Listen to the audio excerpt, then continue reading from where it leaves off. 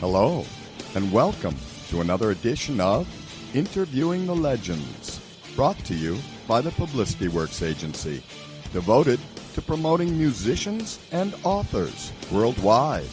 Call us today at 941-877-1552 to start your free publicity evaluation. Remember, we shine only when we make you shine. Please welcome the host of Interviewing the Legends, music journalist, author, and entrepreneur, Ray Shasho.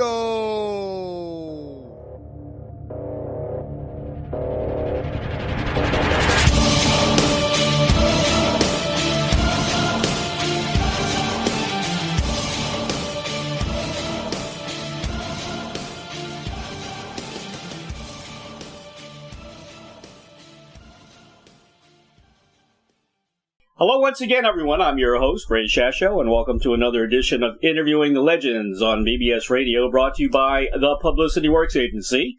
Call us today at 941-877-1552 or email us at publicityworksagency.com. Remember, we shine only when we make you shine. In 1971, a young Martha Davis joined the Warfield Foxes, a band from Berkeley, California. In 1975, they moved to Los Angeles and changed the band name to the Motels. The new name was inspired on the way to the band's first show at Barney's Beanery. Guitarist Dean Chamberlain noted the motor ends as they drove down Santa Monica Boulevard and suggested, "What about the Motels?" The band broke up, then reformed in 1978 with guitarist Jeff Jourard, who brought in his brother Marty on keyboards and saxophone. Michael Goodroe on bass and Brian Glascock on drums rounded out the quintet. This lineup played around LA for 6 months before signing with Capitol Records on May 13, 1979 on Mother's Day. The Motels released 5 albums on Capitol Records between 1979 and 85, 2 of them earning gold record status and generating 2 top 10 singles, Only the Lonely and Suddenly Last Summer. When the band broke up in 87, Martha released Policy, a solo album that charted in Australia. After leaving Capitol, Davis spent years working in different musical genres with multitudes of players. Recently, it became apparent that one particular configuration generated the same feeling as the original band concept. In the spring of 2018, the Motels released their most recent record, The Last Few Beautiful Days.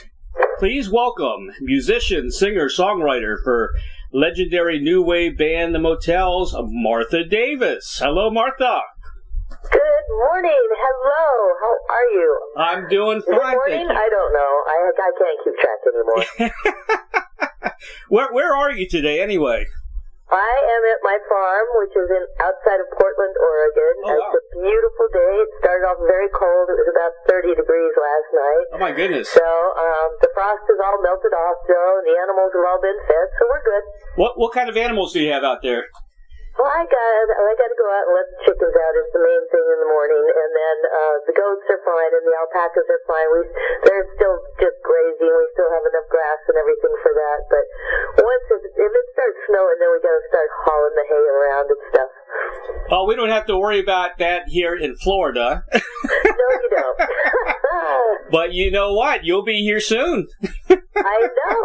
It's going to be very strange to go from frosty cold to beautiful. I guess you're having kind of a heat spell down there? Yeah, it's been pretty hot, but it's getting a little cooler now. It's getting a little better, but it's been hot. Nice. Yeah, this has been the hottest year on record, as a matter of fact, in Florida. Yeah. Yeah, the climate seems a little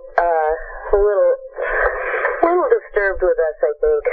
I think so. Hold on one second. Chico, come here. This way, buddy. That's the old dog who doesn't see or hear too well. He's outside by himself. Not good. Okay, everybody inside. Good idea. Then I have, of course, the chicken that lives in my kitchen.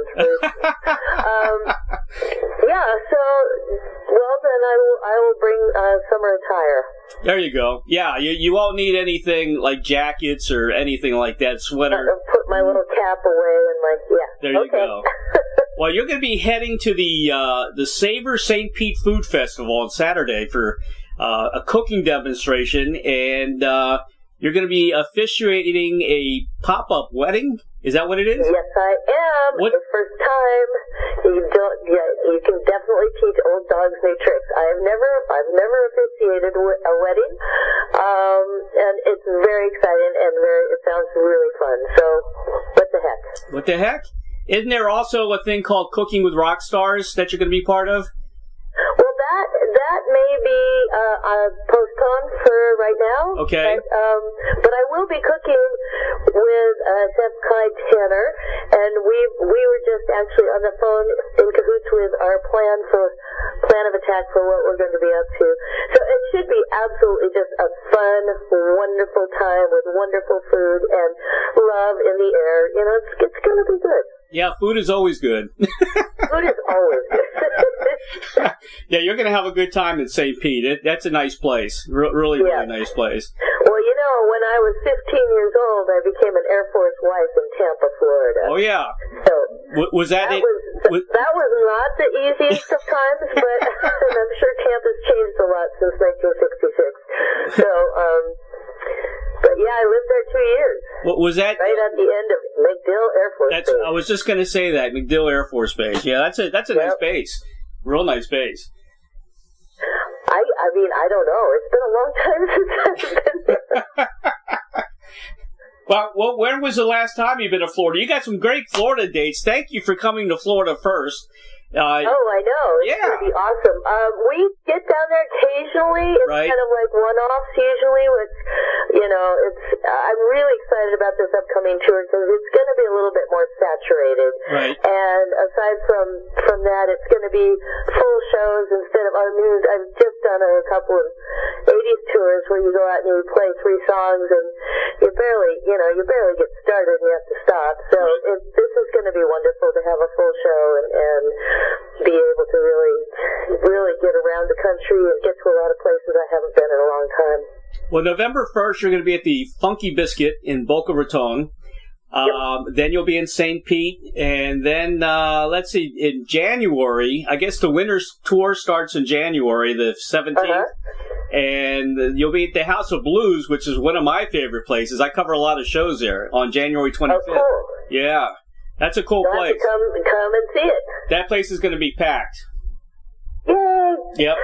Definitely. You're going to love it there. And you play. I see on your schedule you're going to be playing a lot of House of Blues dates. Yeah, it's a Live Nation tour, and Sirius XM is one of the sponsors. It's a wonderful tour. And this is going to be the winter tour. Is going to be your 40th anniversary. Can you believe that? Yep. I've been doing this for a little bit. Well, actually, 71 would put me back before that, but that's the official signed Motels, anniversary. So it's incredible how many people are celebrating anniversaries, and the longevity is incredible. It really is. I know, and it's a business where literally the business has changed so much. I mean, we're celebrating an industry that's changed so radically since we originally got signed. But the funny part is it's actually kind of going back to what it was, in the sense that CDs are now sort of falling off the face of the earth. I tried to give somebody a CD the other day, and they said, "Is it DVD?" And I go, "No." And then, "Where do you put it?" And I'm like, nobody has slots anymore for CDs, so CDs are kind of on the way out.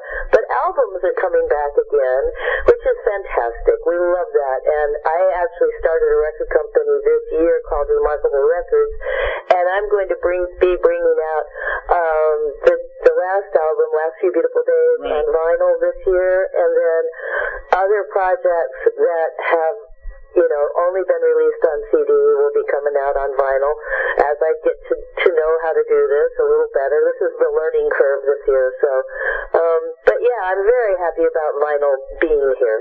Yeah, what I understand, vinyl actually beat out CDs this year in sales. Yep. That's incredible. I saw vinyl for sale in an airport. I was like, what? Yeah. But you know what? They're expensive.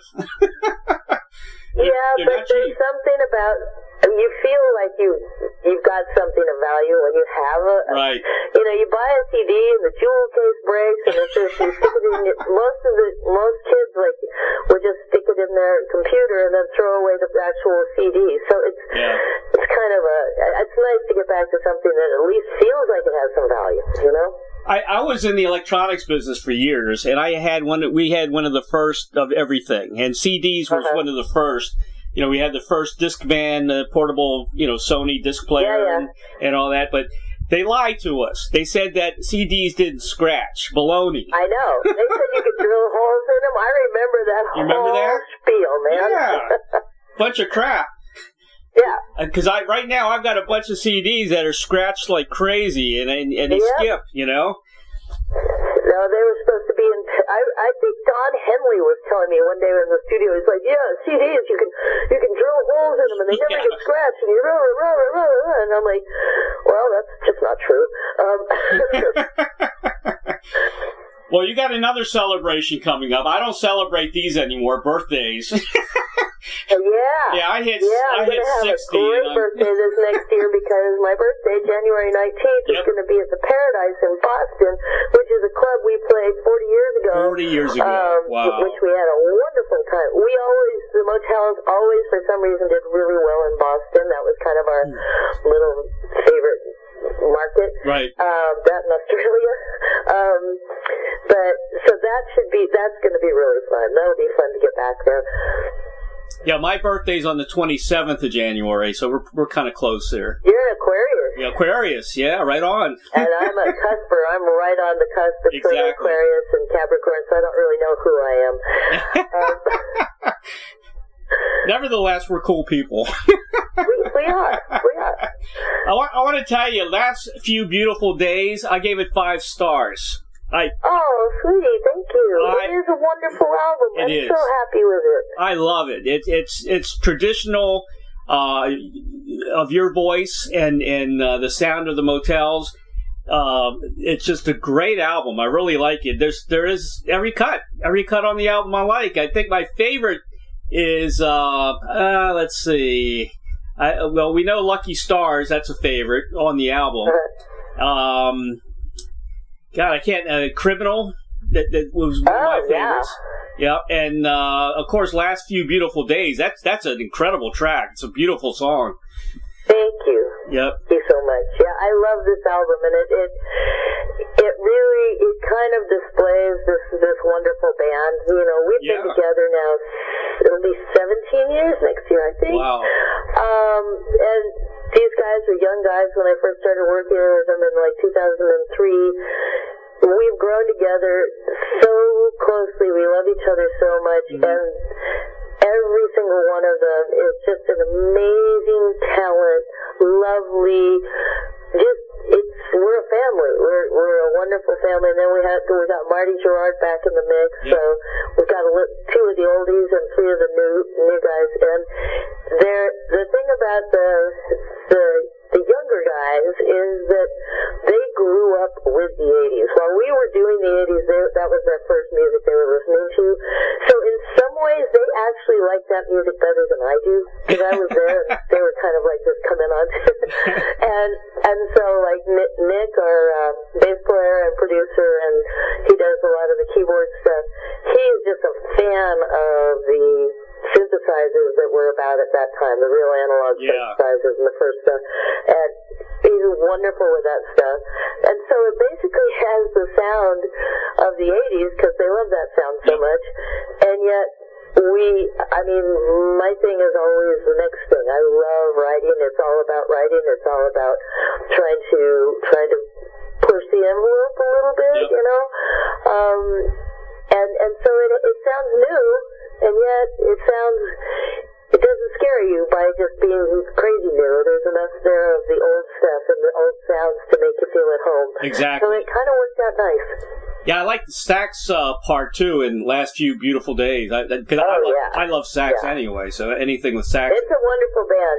I do not feel pompous by saying you should really come see this band, because the band itself is a great band. I can tell. A great band. Just wonderful players. So Isn't it nice to have... It's good times for me. Isn't it nice to have good musicians in a band? That's the way it's supposed to be. Yep, it's hard. I mean, there's only one thing harder than that, and that's management and things like that. Yeah. All the surrounders. But you know what? We work it out, you know. And then a good producer, that goes a long way, too. Yeah. Well, now it's, you know, Nick and I have been doing most of the producing on the last few albums, so I've been involved more and more in that kind of stuff. That's great. And as well I should be, you know. Yeah. I got visions. Hey, if you have your own record company, you definitely do. Exactly.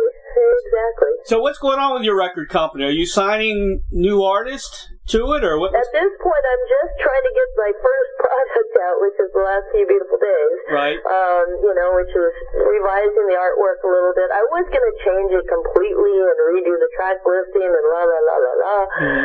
But I thought, you know what? I'm so excited about the next album, which I've already started visualizing, which hopefully I'm going to start in December, have some time off, and start working on that. So, so I said, you know, I love Last Few Beautiful Days. It's a great album, but I'm on to the next, so let's just get it out. We're you know, altering it enough, but the fact that it will be on vinyl will be very good. And then I'm going to start I have so many songs and so many projects. I have projects I've done with, like, amazing artists like Arthur Barrow, who's a great bass player. He played with Frank Zappa, and he's a wonderful writer. And we've written at least an album's worth of stuff, you know. So projects like that even though they're from the past, they may have some value. I'm even thinking about trying to do the original Motels, you know, the very first, the Warfield Foxes, which we were a crazy band. Mm-hmm. But, you know, might be interesting just to have as archival piece, you know, to go along with the rest of it. There's so much to do. There's literally so much to do. And trying to keep that going and keep touring and keep creating and then keep the farm going. Yep. It keeps you busy.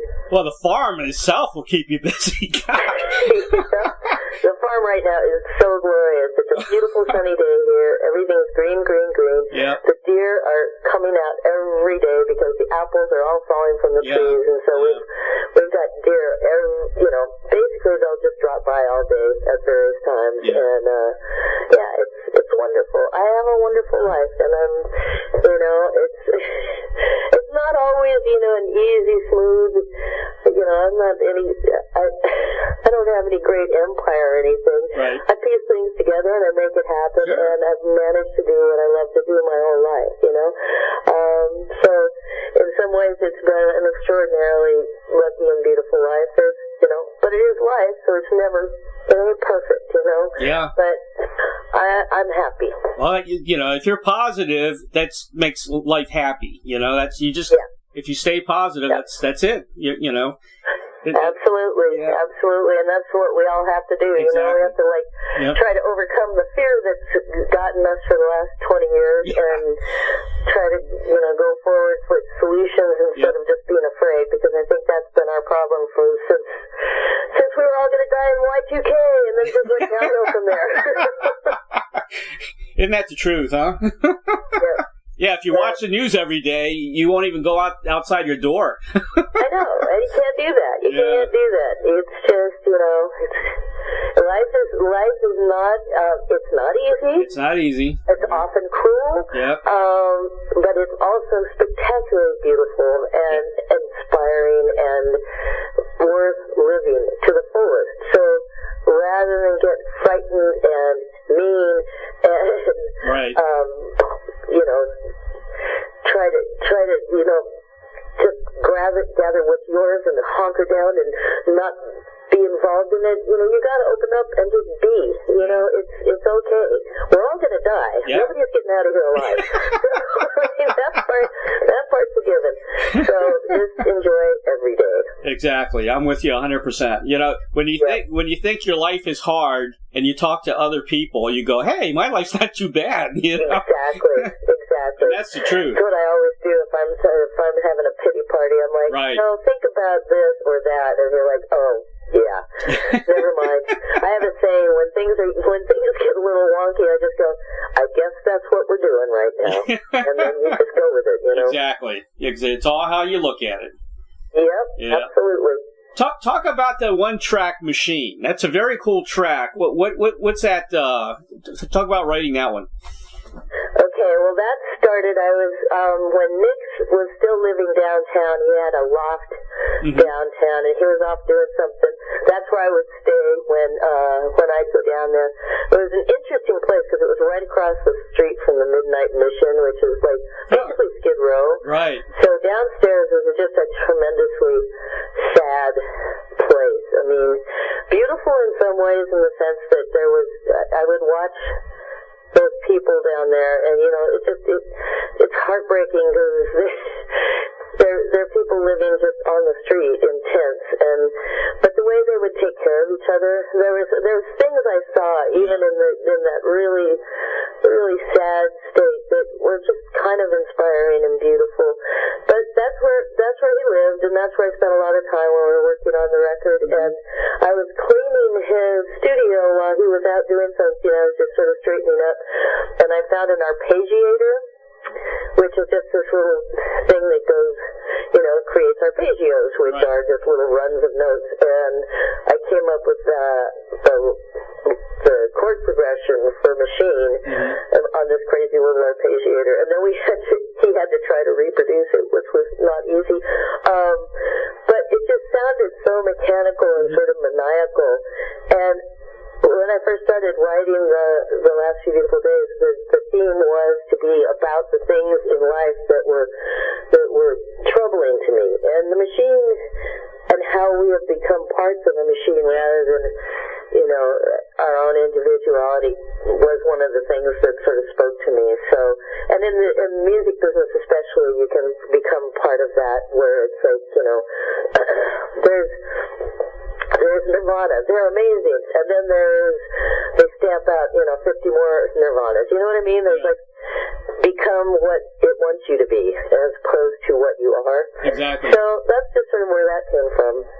What was the early days of the Motels, the record companies and managers and all that? Were they good to you guys, or how'd that go? Well, the Motels got signed without a manager, which was really weird, and then Capitol's like, you got to get a manager. You can't not have a manager. Right. You know, so we were kind of scrappy. You know, when you're 20, you kind of think everything, you know, you kind of are invincible, and you kind of think you can conquer anything, and there's a lot of, and it was different in that Capitol was at that time, music was very much about, they looked for talent or something unique or something, and it didn't matter what genre. I mean, if it was great gospel, if it was amazing jazz, if it was Capitol, you know, they were very music oriented. It has sadly, I think, become a lot more, you know, monetarily driven and less artistically driven. Oh yeah. So you get much more of a bean counter aspect of what A&R is if you're going to go out and sign. And to be perfectly honest, there's really not a lot, unless you're Adele or Taylor Swift or, you know, a big name. The record companies don't necessarily, I don't know if they go out and hunt for talent like they used to. Not anymore. I don't know. I really don't. But when we were signed to Capitol, it was a great team. They loved us. They kind of, John Carter, the guy that signed us, found us, had literally found us in 75 and tried to, you know, had expressed interest in 75, and that night the band broke up, and then we reformed in 78, but they always seemed to be champions of ours, and even after 2 albums failed miserably, and then the third was rejected, they stuck with us, which is unheard of. You would never see that in this day and age. So that's why All For One is called All For One, because it's actually the 4th album, not the 3rd album. And but the 3rd album, Apocalypso, just got released in 2011. So yeah, it was different time. Oh yeah, definitely.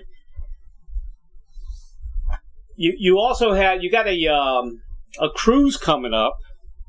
Yeah. In March, which is what actually took over all these rock cruises. You know, there's a cruise for everything now. There's a disco cruise and a rock cruise, and you name it. But it's got to be a lot of fun. Have you been on the cruises before? I have not been on a cruise, and I am not a girl that would seek out a cruise because I'm just not that. I don't like vacation. I think of a cruise as a place you would go to vacay, you know? Right. I either like to work or be asleep. It's funny. So it's going to be interesting. I'll get to go on a cruise and work, but, my work is play, so. Right. But, it'll be fun. The B-52s are going to be there. I love those guys. It'll be great to see them again. Yep. It's going to be all the MTV people are going to be there, so I'll see all my old buddies. It'll be fun. The only thing about the cruises, they're always sold out so far in advance, Yeah. I've always tried to get tickets to one of these cruises, and I always missed a boat, literally. Literally. Yeah. I can never get it. I guess this one sold out too, so I don't know what they do. I wish shows would do the same thing, but maybe that's just maybe you got to be on a boat. I don't know. I always say it's like Woodstock on the high seas. It's pretty exactly. Cool. Well, this one's in March. This is we play the '80s cruise. You got the B-52s, Bret Michaels, Berlin with Terry Nunn, Loverboy, Patti Smythe and Scandal. Asia, he's been a guest on my show. John Payne, he's a good guy. Lita Ford, I know, she's been here a bunch of times. And of course, you guys, and you mentioned the MTV VJs, Mark Goodman, Nina Blackwood, and Alan Hunter, which is going to be a lot of fun. Yeah, those guys are so great. I mean, it really is like seeing, it is. It's old friends, you know? It's not like we hang out all the time, but it's always great to see each other. Exactly. Well, the two big songs that I love, and I've got a lot of memories. I was a top 40 DJ back in the late 70s and early 80s. So I played your music, and I also got married in '83. So of course, Suddenly Last Summer was very dear to my heart. But what a great song those two songs are, and the video. I mean, it's to me it was mesmerizing. You just had. You're thinking about the beach, and you walking on the beach with the band, and it's like you went into another world. Yeah. It's. When I write, I tend to try to write, very kind of cinematically, where you feel like you fall into a different place. Yeah. And suddenly, those two songs could not be more opposite in terms of how they were written. Like. Right. Only Lonely, I picked up my guitar and the whole song was literally sitting there. I just sort of started playing and it came out and I wrote it down and it was done. Suddenly Last Summer, gestation period was probably 4 years, something like that, maybe longer. Mm-hmm. I remember the first inklings of it, not the inklings of the song, but it started in Berkeley in my backyard, and it was summer, but it was the end of summer, and I was just sitting there. It was a beautiful day, and then all of a sudden this cold wind where you felt fall. You felt the seasons were changing. I mean, it was just real obvious, end of summer, here comes that cold wind. As I heard the ice cream truck, and I went, that's the last time I'm going to hear the ice cream truck this year.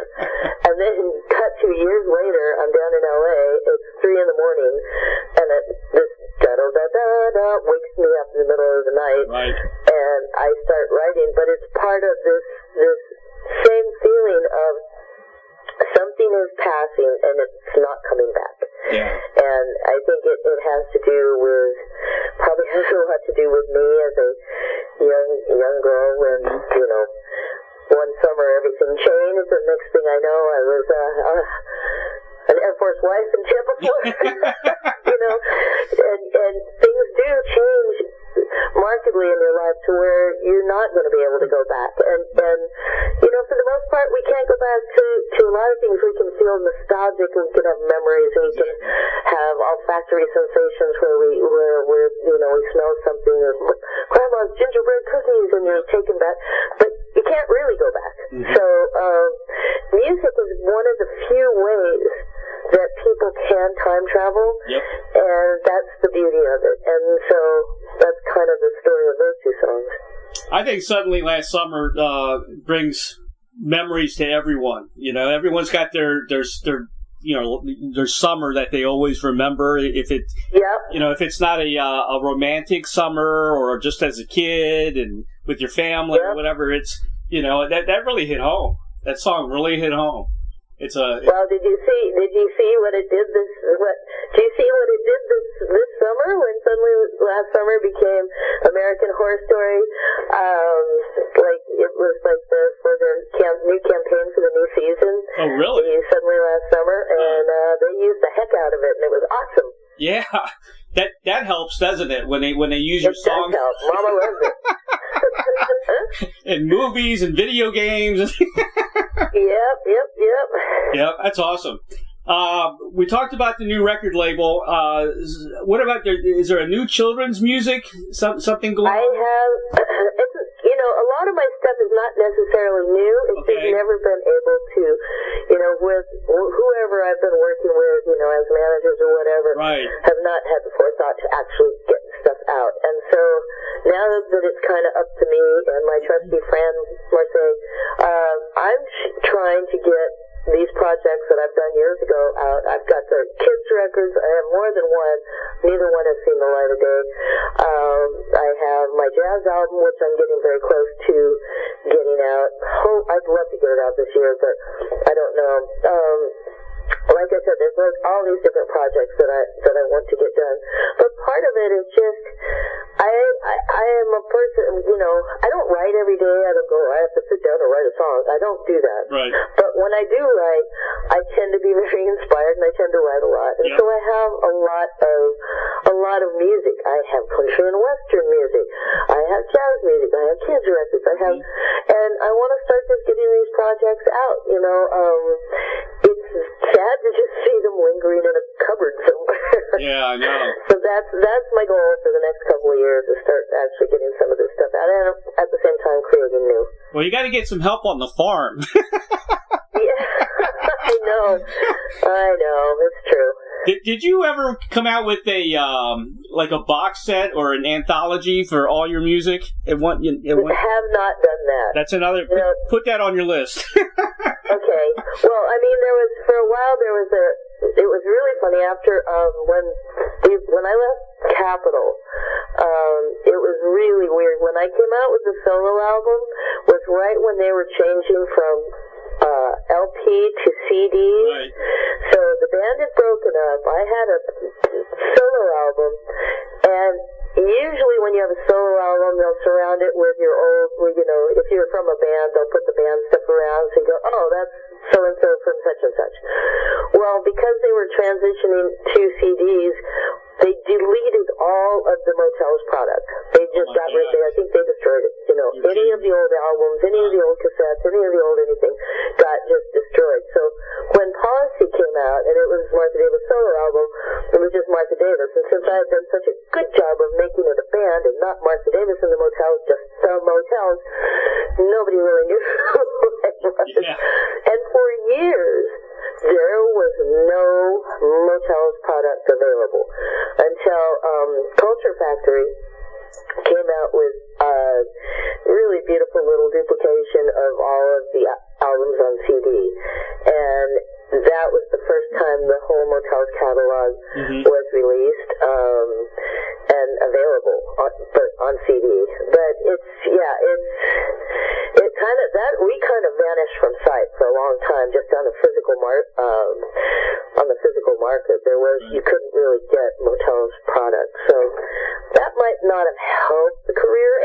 Yeah. Do you have the original tapes? The original what? The original, tapes that the original recordings. I have some. Okay. And most of them are property of Capitol Records. Somehow I strangely ended up with some. So, and I actually have some outtakes of Suddenly Last Summer video that I'm going to try to get digitally transferred pretty soon, because I also have an idea for a new stage show that I'd like to do. So I'm working on that which involves a lot of historic material. Right. So, because we're all living in anniversary time now. Exactly. Yeah. And then right around the corner... There's a lot to be done. I sometimes overwhelm myself. Well, it's the farm. I mean... I know.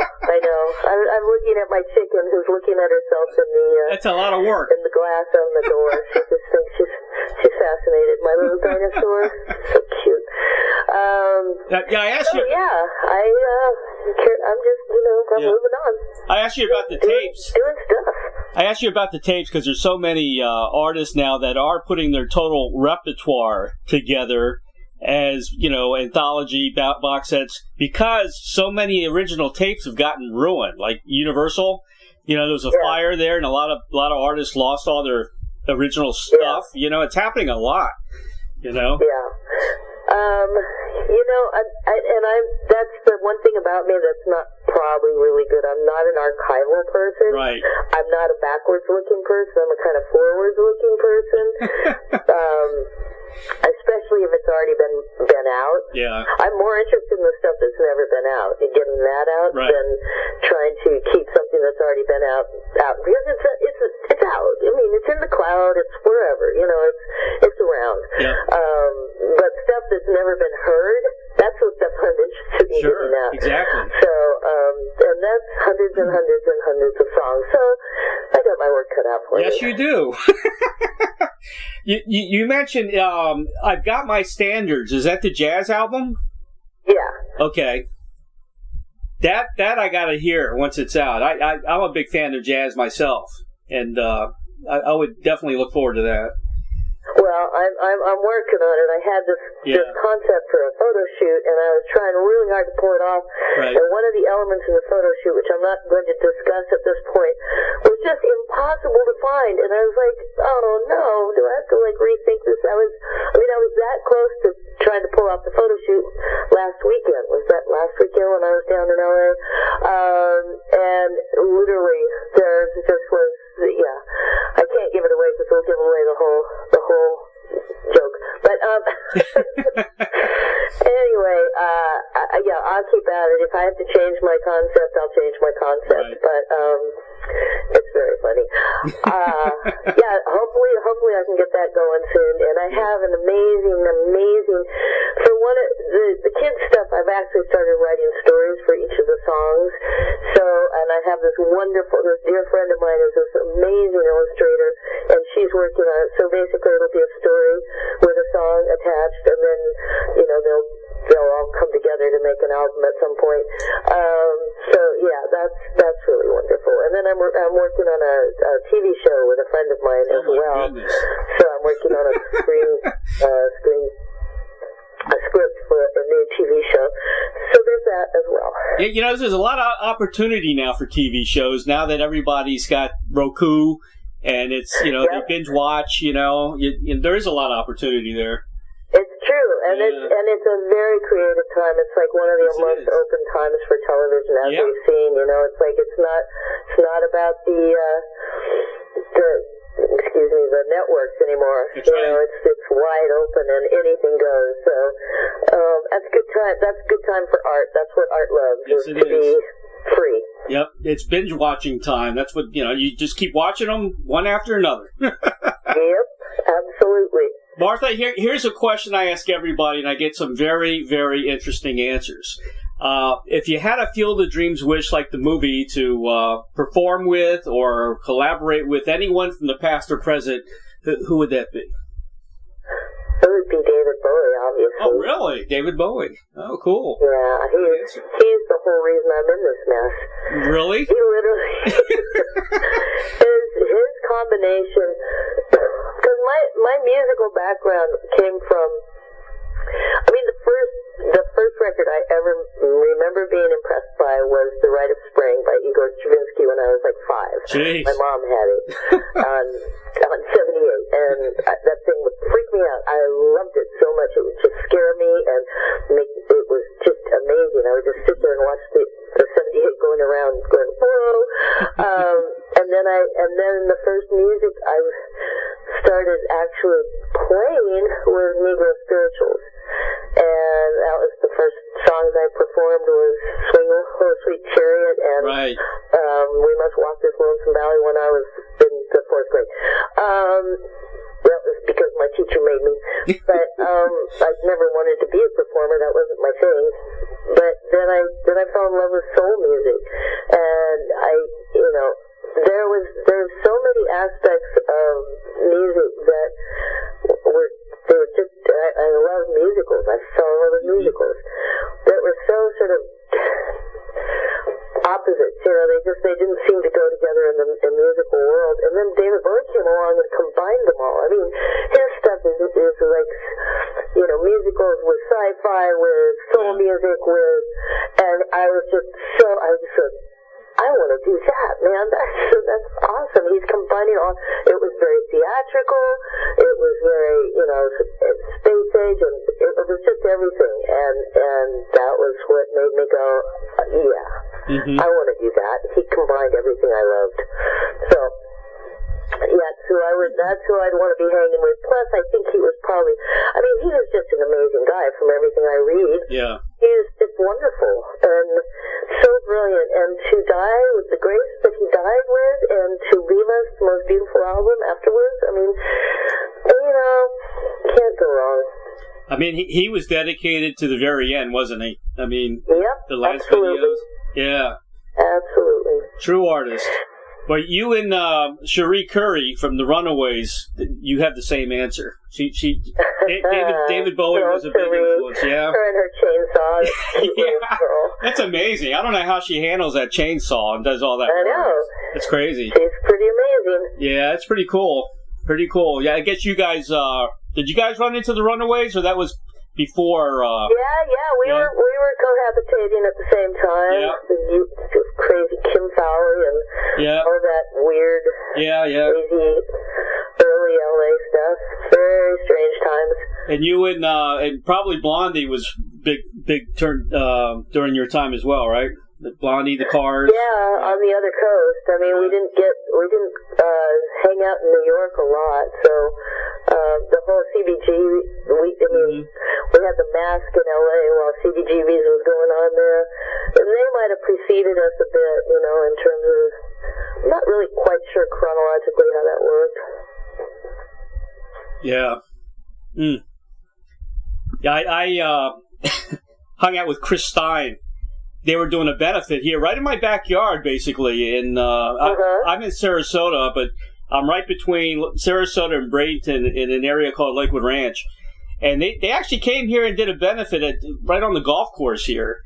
And I met Chris in his van, and Debbie Harry was getting dressed in the other bus, beautiful bus. And all we talked about, I was interviewing, all we talked about was wrestling. Oh my God. He's a big wrestling fan. Oh my. Who knew? I didn't know that. But this is what was funny. It was a benefit, and he stops and asks me, he says, "What is this benefit for?" Where are we? Sometimes you don't know. You just get told by your agent to go over here and do this thing, and exactly. Sometimes all the information is not so forthcoming as you would think. Yeah. What is this benefit for? Where are we? I know you do a lot of benefits. That's when I ask a lot. Where are we? Where are we? I can see that happening. Martha, anything else you want to add or promote? Did we cover it all? I think we did a great job, and I thank you so much for taking so much time. I really appreciate it. Yeah, we're going to have fun. Everyone in life should do that. Yep. Try as hard as they can to have fun and just take care of each other. You know what? We can make it through this crazy mess that we're in if we just pay attention and take care of each other. Well, and the planet, of course. If we all pay attention, if we all pay attention to Martha, we'll all be okay, Exactly. I want to thank you for being on the show, for all the incredible music you gave us and continue to bring. Can't wait to listen to all those unheard songs that you have. Yeah, if I have my way, you'll be like, God damn it, Martha, no more. Sounds like I hopefully will get, once I get, I mean, the first one's always the most difficult because nothing's lined up. You know, you figure out who's going to press your stuff, who's going to, you know, but once you start getting the structure together, it should go a little quicker. But this year I also worked a lot, so it was doubly hard. So it'll be good. We'll just keep at it. Keep at it and have a great time on the tour. It's going to be wonderful, and enjoy the cruise. Thank you so much, and I hope to see you out there. All right, maybe I'll see you out there. You're only going to be about 15, 20 minutes from me, so I should go. Oh, there you go. Okay. Thank you, Martha. Take care, Ray. All right, take care. Bye-bye. Bye-bye. For more information about Martha Davis and the Motels and for all the upcoming concert dates, visit www.themotels.com and www.facebook.com/themotels. Purchase the most recent album from the Motels, entitled The Last Few Beautiful Days, at Amazon.com. I gave it 5 stars. Very special thanks to Marseille and Company, Management, Public Relations, and Event Management Specialist, for arranging this interview with Martha Davis, and, of course, the dynamic duo of Doug and Don Newsom of BBS Radio, for making the magic happen for each and every broadcast of Interviewing the Legends. If you have comments or suggestions for the show, contact me at interviewingthelegends@gmail.com, and please subscribe to my YouTube channel, Interviewing the Legends with Ray Shasho, for the very latest interviews. It is real news, people. Don't forget to purchase a copy of my book entitled Check the G's, The True Story of an Eclectic American Family and Their Wacky Family Business. Available now at Amazon.com. I promise you will live it. And coming soon, the Rockstar Chronicles Series 1. It's in production now. Have a great week, everybody.